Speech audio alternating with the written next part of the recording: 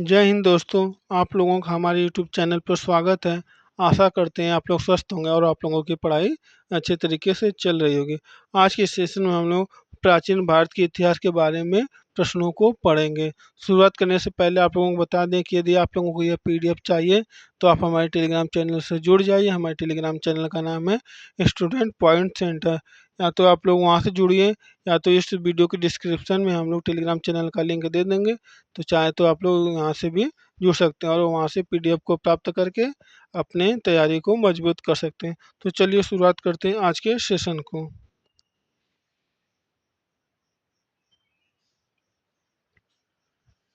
आज के सेशन में सबसे पहले हम लोग भारतीय इतिहास को जानने के स्रोत क्या क्या हैं उसके बारे में पढ़ेंगे। तो चलिए शुरुआत करते हैं। पहला पॉइंट है कि प्राचीन भारतीय इतिहास को जानने के मुख्यतः कितने स्रोत हैं। तो तीन स्रोत हैं। प्राचीन भारतीय इतिहास को जानने के मुख्यतः तीन स्रोत हैं। पहला स्रोत है पुरातात्विक स्रोत, दूसरा स्रोत है साहित्यिक स्रोत, तीसरा स्रोत हमारा है विदेशी यात्रियों का विवरण। इन तीन स्रोतों के माध्यम से हम लोग भारतीय इतिहास के को जानने का प्रयास करते हैं। तो चलिए शुरुआत करते हैं। आज हम लोग सबसे पहले पुरातात्विक स्रोत क्या क्या हैं उसके बारे में हम लोग पढ़ेंगे।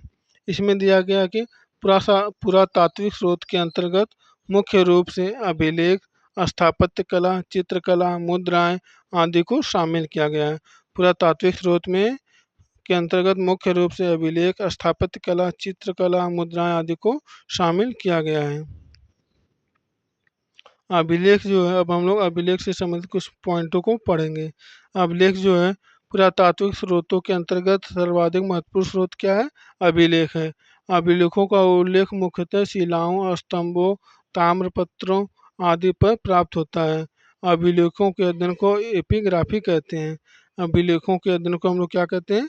एपिग्राफी कहते हैं। ये जो पॉइंट है बहुत ही इम्पॉर्टेंट है, इसलिए इस पॉइंट को आप लोग ध्यान में रखिएगा। बहुत ही एग्जामों में यह प्रश्न पूछा जाता है।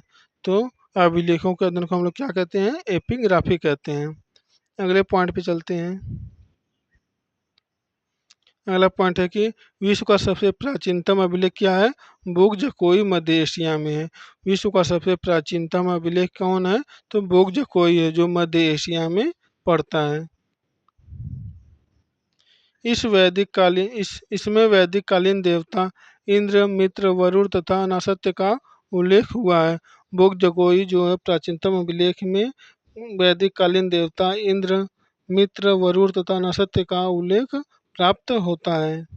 अगला पॉइंट है भारत का सबसे प्राचीनतम अभिलेख अशोक के अभिलेखों को माना जाता है। अशोक के अभिलेख मुख्यतः ब्राह्मी तथा खरोष्ठी लिपि में हैं। अशोक के जो अभिलेख मुख्यतः किस लिपि में है? तो ब्राह्मी तथा खरोष्ठी लिपि में। यहाँ से भी प्रश्नों को हमेशा परीक्षा में पूछा जाता है। अगला पॉइंट है अशोक के अभिलेखों को सर्वप्रथम 1837 ईस्वी में जेम्स प्रिंसेप ने पढ़ा था। अशोक के अभिलेखों को सर्वप्रथम किसने पढ़ा? तो जेम्स प्रिंसेप ने सन 1837 ईस्वी में पढ़ा। तो हम लोग कुछ महत्वपूर्ण अभिलेखों के बारे में पढ़ेंगे। कौन कौन से अभिलेख हैं और उससे संबंधित कौन कौन से शासक हैं और उससे की कौन कौन से विशेषताएं हैं। तो चलिए शुरुआत करते हैं। पहला अभिलेख है हाथी गुम्फा अभिलेख। हाथी गुम्फा अभिलेख जो है कलिंग राजा खारवेल के समय में पाया गया था। इसमें जो है हाथी गुम्फा अभिलेख में सर्वप्रथम भारतवर्ष का उल्लेख प्राप्त होता है और कलिंग युद्ध का वर्णन किया गया है। हाथी गुम्फा अभिलेख में कलिंग युद्ध का वर्णन किया गया। यहाँ से भी प्रश्नों को पूछा जाता है। अगला अभिलेख है जूनागढ़ अभिलेख। जूनागढ़ अभिलेख में जो है रुद्रदामन का उल्लेख किया जाता है। जूनागढ़ अभिलेख में सुदर्शन झील के विषय में जानकारी मिलती है। जूनागढ़ अभिलेख से सुदर्शन झील के विषय में जानकारी को प्राप्त करते हैं। अगला अभिलेख हमारा है नासिक अभिलेख। नासिक अभिलेख जो है गौतमीपुत्र सातकर्णी के शासनकाल में मिला है। इस अभिलेख में सातवाहन शासकों की उपलब्धियों का विवरण प्राप्त होता है। नासिक अभिलेख में सातवाहन शासकों के उपलब्धियों का विवरण प्राप्त होता है। अगला अभिलेख है प्रयाग स्तंभ अभिलेख। प्रयाग स्तंभ अभिलेख में समुद्रगुप्त के शासनकाल में प्राप्त हुआ है। इसमें जो है समुद्रगुप्त के विजयों का उल्लेख प्राप्त हुआ है। समुद्रगुप्त के विजयों का उल्लेख किस अभिलेख से प्राप्त होता है? तो प्रयाग स्तंभ अभिलेख से प्राप्त होता है। अगला अभिलेख है ऐहोल अभिलेख। ऐहोल अभिलेख जो है पुलकेशिन द्वितीय के शासनकाल में प्राप्त हुआ है। ऐहोल अभिलेख जो है पुलकेशिन द्वितीय के शासनकाल में प्राप्त हुआ है। अगला अभिलेख हमारा है मंदसौर अभिलेख। मंदसौर जो अभिलेख है यशोवर्मन राजा के शासनकाल में प्राप्त हुआ है।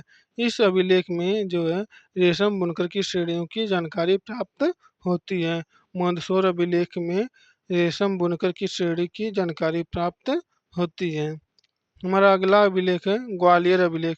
ग्वालियर अभिलेख जो है गुर्जर प्रतिहार शासकों के बारे में जानकारी प्रदान करता है। ग्वालियर अभिलेख में हम लोग क्या जानकारी प्राप्त करते हैं? तो गुर्जर प्रतिहार शासकों के बारे में जानकारी को प्राप्त करते हैं। अगला हमारा अभिलेख है भीतरी स्तंभ लेख। भीतरी स्तंभ लेख जो है स्कंदगुप्त के शासनकाल में प्राप्त हुआ है। इस अभिलेख में होड़ों पर विजय का विवरण प्रदर्शित किया गया है। भीतरी स्तंभ लेख में होड़ों पर विजय का विवरण प्रदर्शित किया गया है। अगला अभिलेख है देवपाड़ा अभिलेख। देवपाड़ा अभिलेख जो है बंगाल शासक विजयसेन के बारे में बताता है। देवपाड़ा अभिलेख जो है बंगाल शासक विजयसेन के बारे में बताता है। अगला अभिलेख है बांसखेड़ा तथा मधुबन अभिलेख। बांसखेड़ा तथा मधुबन अभिलेख जो है हर्षवर्धन की उपलब्धियों का विवरण प्रदान करता है।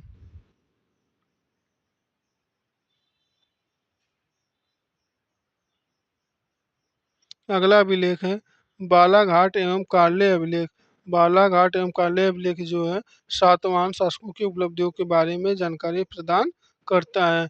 बालाघाट एवं कार्ले अभिलेख जो है सातवाहन शासकों की उपलब्धियों की जानकारी प्रदान करता है। अगला अभिलेख है अयोध्या अभिलेख। इस अभिलेख के द्वारा शुंग शासकों की उपलब्धियों के बारे में जानकारी प्राप्त होती है। अयोध्या अभिलेख के द्वारा शुंग शासकों की उपलब्धियों के बारे में जानकारी प्रदान प्राप्त होती है। अगला अभिलेख है बरहुत अभिलेख। बरहुत अभिलेख जो है शुंग शासकों द्वारा निर्मित किया गया था। बरहुत अभिलेख किसके द्वारा निर्मित किया गया था? तो शुंग शासकों द्वारा निर्मित किया गया था। अगला अभिलेख है एरड़ अभिलेख। एरड़ अभिलेख जो है भानुगुप्त के शासनकाल में प्राप्त हुआ है। इस अभिलेख में जो है सती प्रथा का पहला लिखित साक्ष्य प्राप्त हुआ है। एरड़ अभिलेख से ही सती प्रथा का पहला लिखित साक्ष्य प्राप्त हुआ है। अगला हमारा पॉइंट है साहित्यिक स्रोत। अब हम लोग साहित्यिक स्रोत से संबंधित कुछ पॉइंटों को पढ़ेंगे। जो साहित्यिक स्रोत है मुख्यतः दो प्रकार के होते हैं। साहित्यिक स्रोत जो है मुख्यतः कितने प्रकार के होते हैं? तो दो प्रकार के होते हैं। तो पहला है धार्मिक साहित्य और दूसरा लौकिक साहित्य। जो साहित्यिक स्रोत है मुख्यतः दो प्रकार के होते हैं। पहला है धार्मिक साहित्य, दूसरा लौकिक साहित्य। धार्मिक साहित्य में वेद पुराण, उपनिषद, आरण्यक, ब्राह्मण ग्रंथ, वेदांग, रामायण, महाभारत, बौद्ध एवं जैन साहित्य आदि शामिल हैं। जबकि लौकिक साहित्य में जो है अर्थशास्त्र, अष्टाध्यायी, गार्गी संहिता तथा मुद्रा राक्षस, देवी चंद्रगुप्तम, मालविकाग्निमित्रम, राजतरंगिणी आदि का शामिल है किया गया है। अगला पॉइंट हमारा है विदेशी यात्रियों का विवरण। विदेशी यात्रियों का विवरण इसमें हम लोग क्या पढ़ेंगे? भारत में आने वाले विदेशी यात्रियों एवं लेखकों के विवरण से भी प्राचीन भारतीय इतिहास की जानकारी प्राप्त होती है। इसमें मुख्यतः यूनानी, रोमन, अरबी एवं चीनी यात्री सम्मिलित थे।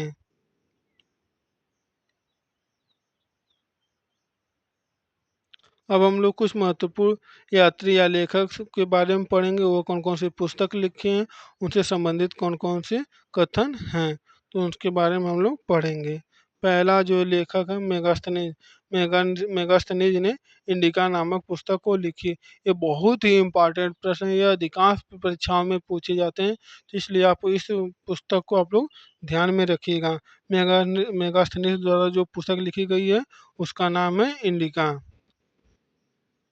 इंडिका में मौर्यकालीन समाज एवं संस्कृति का उल्लेख किया गया है। इंडिका में जो है मौर्यकालीन समाज एवं सांस्कृतिक का उल्लेख किया गया है। अगला जो लेखक है प्लिनी। प्लिनी द्वारा जो लिखी गई पुस्तक है उसका नाम है नेचुरल हिस्टोरिका। प्लिनी द्वारा जो लिखी गई पुस्तक है उसका नाम है नेचुरल हिस्टोरिका। ये नेचुरल हिस्टोरिका में जो है भारत व इटली के मध्य व्यापार वनस्पतियों एवं खनिजों का उल्लेख किया गया है। नेचुरल हिस्टोरिका में जो है भारत व इटली के मध्य व्यापार वनस्पतियों एवं खनिजों का उल्लेख किया गया है। अगला जो लेखक है टामले। टामले द्वारा जो लिखी गई पुस्तक है उसका नाम है जियोग्राफी एवं पेरिप्लस ऑफ द एरिथ्रियन सी। टामले द्वारा जो लिखी गई पुस्तक है उसका नाम है जियोग्राफी एवं पेरिप्लस ऑफ द एरिथ्रियन सी। इसमें जो किसका उल्लेख किया गया है, भारतीय बंदरगाहों तथा व्यापारिक वस्तुओं का विवरण दिया गया है। जियोग्राफी एवं पेरिप्लस ऑफ द एरिथ्रियन सी में भारतीय बंदरगाहों तथा व्यापारिक वस्तुओं का वर्णन किया गया है।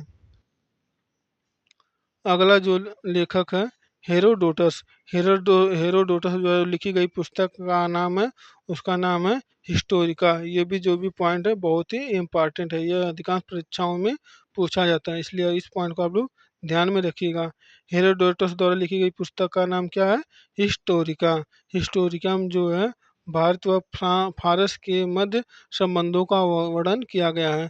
हिस्टोरिका में जो है भारत व फारस के मध्य संबंधों का वर्णन किया गया है। अगला लेखक है फायान। फायान द्वारा लिखी गई पुस्तक का नाम है फो क्यू की। फो क्यू की किसके द्वारा लिखी गई पुस्तक है, तो फायान द्वारा लिखा गया है। फो क्यू क्यू में जो है गुप्तकालीन सामाजिक धार्मिक एवं आर्थिक स्थिति का विवरण किया गया है। फो क्यू की पुस्तक में गुप्तकालीन सामाजिक धार्मिक एवं आर्थिक स्थिति का विवरण दिया गया है। अगला लेखक है ह्वेनसांग। ह्वेनसांग द्वारा जो लिखी गई पुस्तक का नाम है उसका नाम है सी यू की। ह्वेनसांग द्वारा लिखी गई पुस्तक का नाम है सी यू की। इसमें हस्तकालीन भारत का वर्णन किया गया है। सी यू की में हस्तकालीन भारत का वर्णन किया गया है। अगला लेखक है विली। विली जो है विली द्वारा लिखी गई पुस्तक का नाम है ह्वेनसांग की जीवनी। विली द्वारा लिखी गई पुस्तक का नाम है ह्वेनसांग की जीवनी। इसमें जो है हर्षकालीन इतिहास का वर्णन किया गया है। ह्वेनसांग की जीवनी में हर्षकालीन इतिहास का वर्णन किया गया है। अगला लेखक है इन सिंह। इत सिंह। इत सिंह जो है लेखक, इस इन सिंह जो है इसमें जो है नालंदा एवं विक्रमशिला विश्वविद्यालय और उस समय के भारत का उल्लेख किया गया है। मार्को पोलो द्वारा जो है पांड्य साम्राज्य का इतिहास का वर्णन किया गया। मार्को पोलो द्वारा पांड्य साम्राज्य के इतिहास के बारे में वर्णन किया गया है। अल बरूनी जो है, अल बरूनी जो है राजपूतकालीन समाज धर्म रीति रिवाज आदि का वर्णन किए हैं। अल बरूनी द्वारा जो है राजपूतकालीन समाज धर्म रीति रिवाज आदि का वर्णन किया गया है। अगला जो है लेखक या शासक है उसका नाम है अलम सूदी। अलम सूदी द्वारा जो है राष्ट्रकूट एवं प्रतिहार शासकों का इतिहास के बारे में बताया गया है। अलम सूदी द्वारा जो है राष्ट्रकूट एवं प्रतिहार शासकों के बारे में बताया गया है।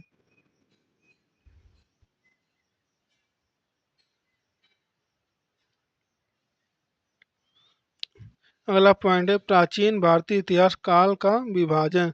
प्राचीन भारतीय इतिहास का काल विभाजन क्या है, इसका इसमें दिया है कि प्राचीन भारतीय इतिहास की विशेष सामग्री को इतिहासकारों ने अध्ययन की दृष्टि से तीन कालों में वर्गीकृत किया है। पहला है प्राग ऐतिहासिक काल, दूसरा है आदि ऐतिहासिक काल, तीसरा है ऐतिहासिक काल। प्राग ऐतिहासिक काल जो है का लिखित कोई साक्ष्य प्राप्त नहीं हुआ है। आदि ऐतिहासिक काल का जो है लिखित साक्ष्य तो प्राप्त हुआ परंतु अपठनीय है, जिसे अभी तक पढ़ा नहीं गया है। और ऐतिहासिक काल जो है पठनीय तथा लिखित साक्ष्य प्राप्त हुआ है। पठनीय लिखित साक्ष्य प्राप्त हुआ है। प्राग ऐतिहासिक काल जो है लिखित काल प्राग ऐतिहासिक काल का कोई लिखित साक्ष्य प्राप्त नहीं हुआ है। आदि ऐतिहासिक काल का लिखित तो साक्ष्य प्राप्त हुआ है लेकिन उसे अब तक पढ़ा नहीं गया है। और ऐतिहासिक काल जो है पठनीय लिखित साक्ष्य प्राप्त हुआ है। तो दोस्तों आज के लिए इतना ही। बाकी की वीडियो पढ़ने के लिए आप हमारे चैनल को सब्सक्राइब कीजिए, वीडियो को लाइक कीजिए और वीडियो को ज़्यादा से ज़्यादा शेयर कीजिए। यदि आपको यह पीडीएफ चाहिए तो आप हमारे टेलीग्राम चैनल से जुड़ जाइए। हमारे टेलीग्राम चैनल का नाम है स्टूडेंट पॉइंट सेंटर। हम अपने टेलीग्राम चैनल का लिंक इस वीडियो को डिस्क्रिप्शन में भी दे देंगे। आप चाहें तो वहाँ से भी टेलीग्राम चैनल से जुड़ के पीडीएफ को प्राप्त कर सकते हैं। अगली क्लास में हम लोग प्रागैतिहासिक काल से संबंधित जितने भी महत्वपूर्ण प्रश्न होंगे वहाँ से पढ़ना स्टार्ट करेंगे। तो दोस्तों आज के लिए बस इतना ही। जय हिंद, जय भारत।